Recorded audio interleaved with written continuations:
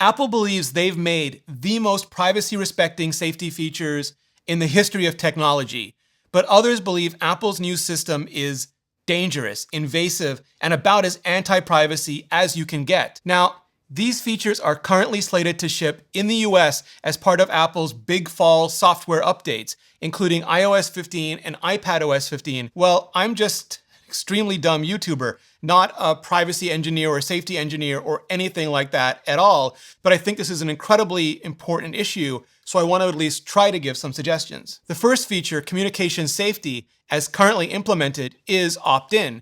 Parents or guardians have to turn it on for child devices as part of the family sharing setup, as part of parental controls.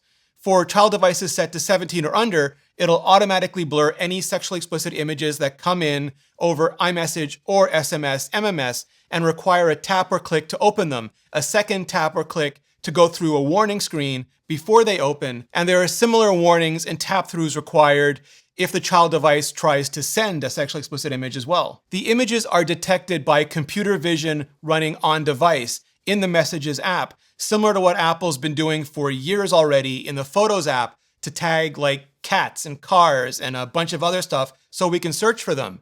In the Messages app though, it'll only ever tag sexually explicit images. It doesn't block any messages or images and doesn't report anything to Apple or law enforcement. Instead, for devices set up for children 12 years old or under, parents or guardians have the added option of a notification.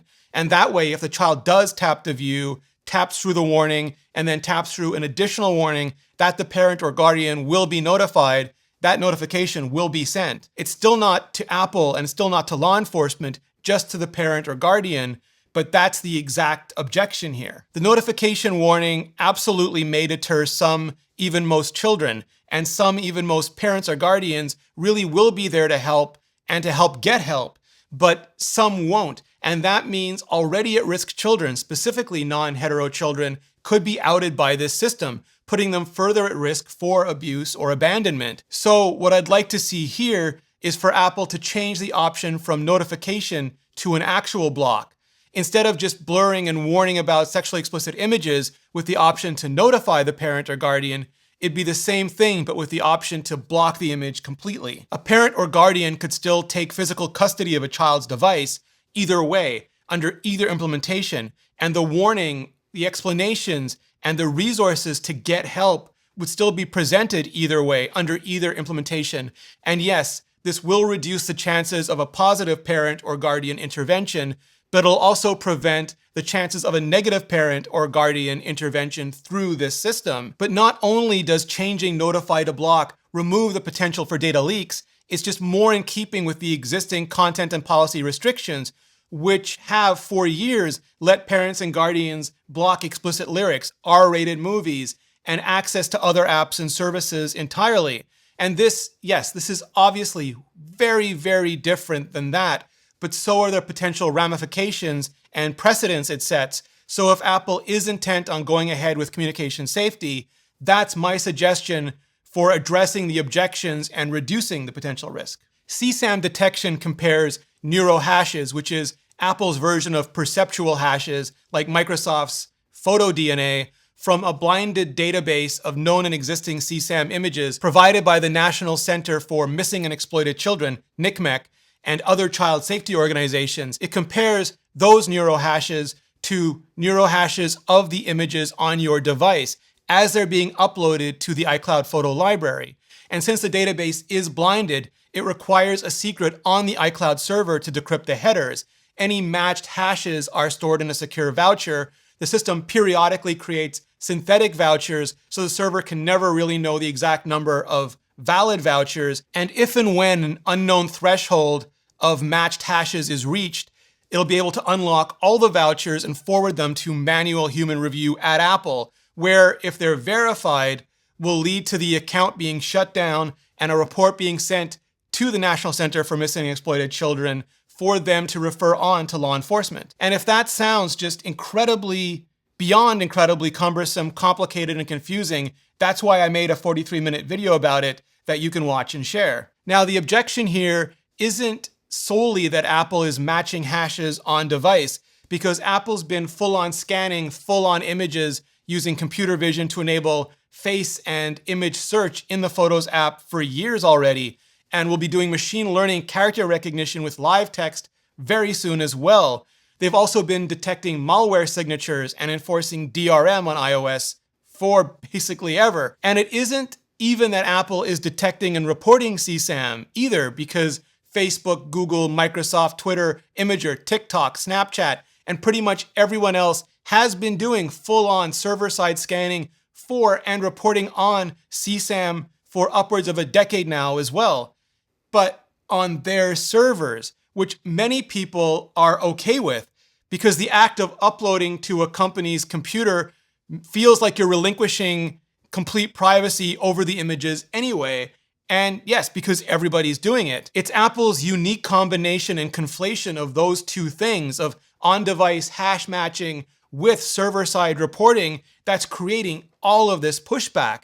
One, because it eliminates the last mainstream photo storage option that wasn't doing any scanning at all, which makes it intolerable to privacy absolutists. Two, because it's putting something on our devices that's reporting off our devices. And while Apple thinks on-device is just always religiously more private, the reporting part makes people feel the exact opposite way, that it's a proactive presumption of guilt-fueled violation. Third, because while Apple can do anything on iOS at any time, doing this on iOS and doing it now takes what was a vague, kind of ethereal truth or threat and solidifies it into a screeching neon alarm bell. And it makes people feel like it's no longer a matter of if, but when Apple will increase the scope of detection, either on their own or because of government pressure. Now, Apple has pushed back on all of this, saying it's not possible, and even if it was possible, they'd never do it. But it's just the harshest of reminders